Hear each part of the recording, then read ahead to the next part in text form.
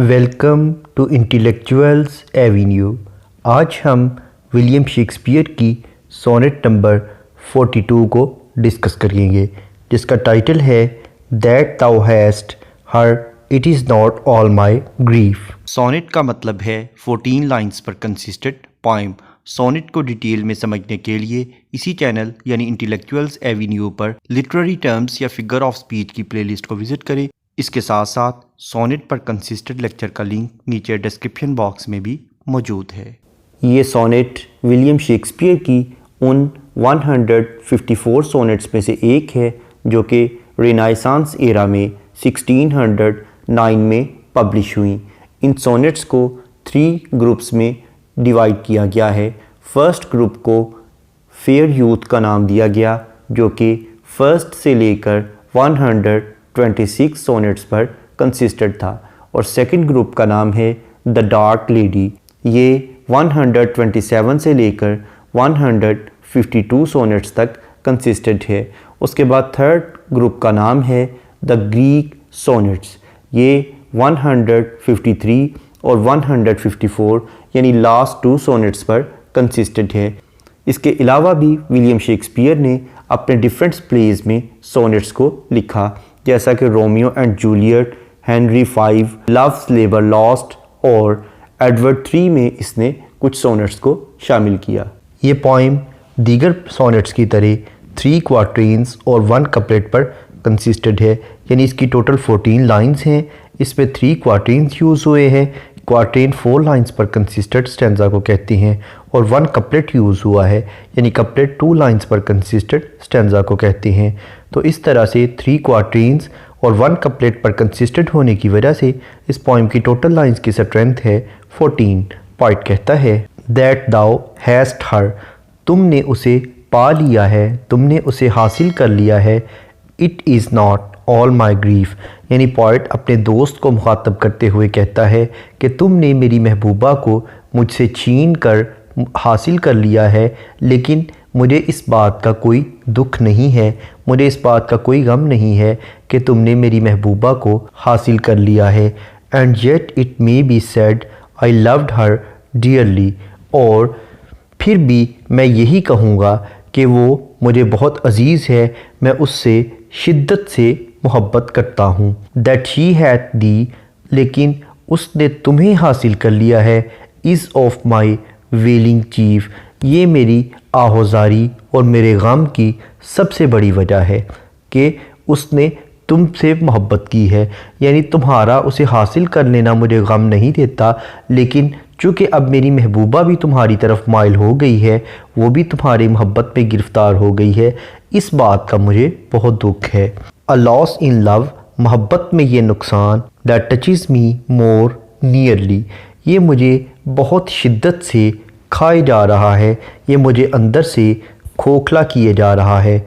Loving offenders, ए मोहब्बत के मुजरिमों। दस आई विल एक्सक्यूज़, ये मैं तुम्हें माफ़ कर दूंगा। अगरचे तुमने मुझे धोखा दिया है, तुमने मुझे बताए बगैर एक दूसरे की मोहब्बत में गिरफ़्तार हो के एक जुर्म किया है, लेकिन चूँकि तुम मोहब्बत के मुजरिम हो, इसलिए मैं तुम्हें माफ़ करता हूँ।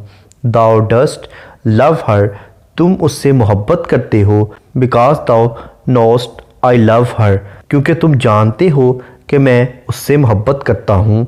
And for my sake even so doth she abuse me, और मेरी ही खातर वो मुझसे बुरा सलूक कर रही है, यानी मेरी बिलव्ड को पता है कि तुम मेरे दोस्त हो, इसलिए उसने मुझे खुश करने के लिए तुमसे मोहब्बत की है, क्योंकि उसे पता है कि मेरे दोस्त की खुशी में मेरी खुशी है, इसलिए उसने मुझे छोड़कर तुमसे मोहब्बत कर ली है ताकि तुम खुश रहो और तुम्हें देखकर मैं खुश रह सकूं।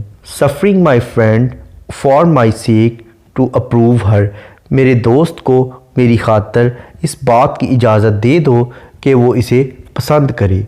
इफ़ आई लूज़ दी, अगर मैंने तुम्हें खो दिया। My loss is my loves gain, तो मेरे इस नुकसान में मेरी महबूबा का फ़ायदा होगा। एंड लूजिंग हर, और अगर मैंने अपनी महबूबा को खो दिया। My friend hath found that loss, तो इससे मेरे दोस्त को फ़ायदा होगा, मेरे इस नुकसान से मेरा दोस्त फ़ायदा उठा लेगा। यानी अगर मैं अपनी मोहब्बत को खो दूँ, अपनी महबूबा को छोड़ दूँ, तो इससे दो लोगों को फ़ायदा होगा। एक तो मेरी महबूबा को फ़ायदा होगा और एक मेरे दोस्त को फ़ायदा होगा, क्योंकि वो दोनों आपस में मोहब्बत करते हैं। तो अगर मैं छोड़ दूँ तो सिर्फ़ एक नुकसान मेरा होगा, लेकिन दो लोगों का फ़ायदा हो जाएगा। बोथ फाइंड ईच अदर, क्योंकि इससे वो दोनों एक दूसरे से मिल जाएंगे, वो एक दूसरे को पा लेंगे। And I loose both Twain, और मैं इन दोनों ही को खो दूंगा। एंड बोथ फॉर माई सेक ले ऑन मी दिस क्रॉस, और तुम दोनों मेरी खातर मुझसे धोखा करोगे। But here is the Joy, लेकिन इसमें खुशी की ही बात है। My friend and I R one, क्योंकि मैं और मेरा दोस्त एक ही हैं, हम दोनों का एक ही वजूद है। स्वीट फ्लैटरी, ये एक बहुत ही दिलकश किस्म की खुशामद है। Then she loves but me alone, कि वो सिर्फ़ और सिर्फ मुझसे ही मोहब्बत करेगी। यानी चूँकि मैं और मेरा दोस्त, हम दोनों का एक ही वजूद है, मैं अपने दोस्त के वजूद को भी अपना ही वजूद समझता हूँ। इसलिए अगर मेरी महबूबा मेरे दोस्त के पास भी चली जाएगी तो इससे मुझे कोई फ़र्क नहीं पड़ता। मैं यही समझूंगा कि वो मेरे ही पास है, क्योंकि मेरे दोस्त की खुशी में ही मेरी खुशी है। और इस पर मैं इसलिए भी खुश होऊंगा कि अगर वो दोनों आपस में मिल जाते हैं, मुझे धोखा देते हैं, तो उस धोखे का नुकसान सिर्फ मुझे होगा, लेकिन उन दोनों का फ़ायदा होगा, क्योंकि वो दोनों एक दूसरे से मिल जाएंगे, वो एक दूसरे को पा लेंगे। और मैं उनके जुर्म को इसलिए भी माफ़ करता हूँ कि वो मेरे नहीं बल्कि वो तो मोहब्बत के मुजरिम हैं। इसलिए वो कहता है कि शुरू में मुझे दुख इस बात का था कि मेरी महबूबा ने मुझे बुलाकर मेरे दोस्त का हाथ थाम लिया, लेकिन जब मैंने सोचा कि मेरा और मेरे दोस्त का एक ही वजूद है तो मेरा यह दुख भी ख़त्म हो गया। इस पोइम का टेक्स्ट पढ़ने के बाद अब हम आते हैं इस पोइम में यूज़ होने वाली लिटरेरी टर्म्स या फिगर ऑफ स्पीच की जानिब। सबसे पहले हम देखेंगे मीटर। इस पोइम में आयम्बिक पेंटामीटर यूज़ किया गया है, यानी इस पोइम में टोटल 10 सिलेबल्स हैं। फर्स्ट अनस्ट्रेस्ड, दूसरा स्ट्रेस्ड, इस तरह से ऑनवर्ड्स ये सिलसिला चलता है, यानी इसमें 10 सिलेबल्स हैं और 5 फीट हैं। नेक्स्ट है राइम स्कीम। इस पोइम की राइम स्कीम है A B C D E F G G, यानी फर्स्ट और थर्ड लाइंस आपस में राइम्ड है, सेकंड और फोर्थ लाइंस आपस में राइम्ड है, फिफ्थ और सेवन्थ लाइंस आपस में, सिक्स्थ और एट्थ लाइंस आपस में राइम्ड है, नाइन्थ और 11th लाइंस आपस में राइम्ड है, 10th लाइन 12th के साथ राइम्ड है, और लास्ट 2 लाइंस यानी 13th और 14th लाइंस आपस में राइम्ड है। जैसा कि फर्स्ट लाइन का लास्ट वर्ड है ग्रीफ, थर्ड लाइन का लास्ट वर्ड है चीफ, ग्रीफ चीफ। उसके बाद सेकंड लाइन का लास्ट वर्ड है डियरली और फोर्थ लाइन का लास्ट वर्ड है नियरली, डियरली नियरली। इसी तरह से ये, मी, हर, गेन, ट्वेन, लॉस, क्रॉस। उसके बाद लास्ट 2 लाइंस आपस में राइम्ड है, यानी वन, अलोन। नेक्स्ट है इंटरनल राइम। इसका मतलब है कि अगर पोइट किसी एक ही लाइन में 2 या 2 से ज़्यादा राइम्ड वर्ड यूज़ करे तो इसे इंटरनल राइम कहते हैं। जैसा कि लाइन नंबर 1 में दैट, हैस्ट, लाइन नंबर 1 में again it is, line number 2 में येट, सेड, लाइन नंबर 4 में लॉस, मोर। नेक्स्ट है अपोस्ट्रोफी। इसका मतलब है कि अगर पोइट किसी को एड्रेस करे तो इसे अपोस्ट्रोफी कहते हैं। जैसा कि लाइन नंबर 1 में वो अपने फ्रेंड को एड्रेस करते हुए कहता है that thou hast her, it is not all my grief. उसके बाद लाइन नंबर 5 में वो अपने फ्रेंड और अपनी बिलव्ड दोनों को एड्रेस करते हुए कहता है लविंग अफेंडर्स दस आई विल एक्सक्यूज़ ये। नेक्स्ट है कायुरा। कायुरा का मतलब है कि अगर पोइट किसी लाइन में पंक्चुएशन मार्क यूज़ करते हुए पॉज या ब्रेक ले यानी वक्फा ले तो उसे कायुरा कहते हैं।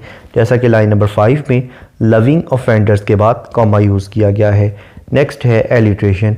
एलिट्रेशन का मतलब है बिगिनिंग ऑफ 2 और more than 2 words in the same line with the same letter और साउंड, यानी एक ही लाइन में 2 या 2 से ज़्यादा अल्फाज का एक ही हरफ या एक ही आवाज़ से शुरू होना। जैसा कि लाइन नंबर 1 में दैट, दाओ यूज़ किए गए हैं, यानी ये दोनों वर्ड्स टी एक लेटर से स्टार्ट हो रहे हैं। उसके बाद लाइन नंबर 1 में again heist, heard, line number 4 में लॉस, लव, लाइन नंबर 4 में अगेन मी, मोर, लाइन नंबर 8 में सफरिंग, सीक, लाइन नंबर 9 में लूज, लॉस, लाइन नंबर 10 में फ्रेंड, फाउंड।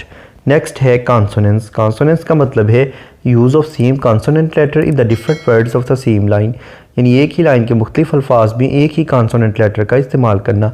जैसा कि लाइन नंबर 1 में दैट, हैस्ट, इट, नॉट, इन चारों वर्ड्स के एंड पर टी लेटर यूज़ किया गया है जो कि कॉन्सोनेंट लेटर है। उसके बाद लाइन नंबर 2 में एंड, सेड, लव्ड। नेक्स्ट है एसोनेंस। एसोनेंस का मतलब है use of same vowel letter in the different words of the same line, यानी एक ही लाइन के मुख्तलिफ अल्फाज में एक ही वावल लेटर का इस्तेमाल करना। जैसा कि लाइन नंबर 1 में दैट, हैस्ट, इन दोनों में ए लेटर यूज़ किया गया है जो कि वावल है। उसके बाद लाइन नंबर 1 में again it, is, line number 4 में लॉस, मोर। के बाद इस पोएम में जक्सटापोजिशन की टेक्निक को यूज़ किया गया है, यानी एक तरफ पोइट ने अपनी और अपनी बिलव्ड की मोहब्बत को रखा है, दूसरी तरफ अपनी बिलव्ड की अपने फ्रेंड के साथ मोहब्बत को रखा है। इन दोनों मोहब्बतों को आमने सामने रखकर कंपेयर किया गया है। इसके अलावा इस पोएम की ऑलमोस्ट तमाम लाइंस एंड स्टॉप लाइंस हैं, यानी तमाम लाइंस को पढ़ने के बाद उनकी प्रॉपर अंडरस्टैंडिंग डेवलप हो रही है। इसके अलावा पोइट ने मोहब्बत के तस्वर को बयान करने के लिए बहुत ज़्यादा हाइपरबोली से काम लिया है, यानी मोहब्बत को बहुत ज़्यादा एग्जैगरेट करके बयान किया गया है। इसके बाद अगर हम इस पोएम के थीम को देखें तो इसका बेसिक थीम लव यानी मोहब्बत है, और लव में पोइट जो सेक्रीफाइस करता है उसका जिक्र भी इस पोएम में हमें मिलता है। यहाँ पर यह सोनेट इख्तिताम पजीर हुई। विलियम शेक्सपियर की दीगर सोनेट्स को डिटेल में समझने के लिए इसी चैनल यानी इंटेलेक्चुअल्स एवेन्यू पर विलियम शेक्सपियर की प्लेलिस्ट को विज़िट करें। इसके अलावा जिन लिटरेरी टर्म्स का जिक्र इस पोएम में किया गया है उन तमाम टर्म्स को डिटेल में समझने के लिए इसी चैनल पर लिटरेरी टर्म्स की प्लेलिस्ट को विज़िट करें। इन दोनों प्लेलिस्ट का लिंक नीचे डिस्क्रिप्शन बॉक्स में मौजूद है। Thank you for attending this lecture.